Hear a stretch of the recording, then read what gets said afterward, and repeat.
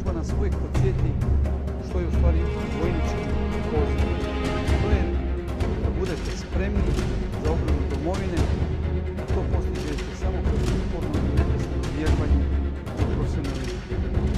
Budite spremni da su Hrvatske obrambene snage spremne vojne svoj dio tereta i odgovornosti kolektivne obrane kako savezne snage, tako i partneri.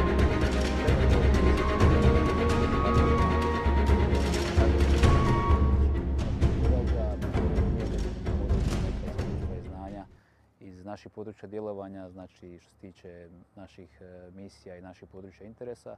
Također, znači, naš strateški partner, američki silovci, oni imaju svoje angažmane po svijetu, iskustva koja tamo steknu i naučne lekcije, te neke standardne tehnike i postupke donose na naše zajedničko vježbavanja i tu se dolaze te razmjene iskustava gdje na neki način i njihova iskustva postaju naša iskustva i obrnuto na taj način razvijemo vlastite sposobnosti i mogućnosti.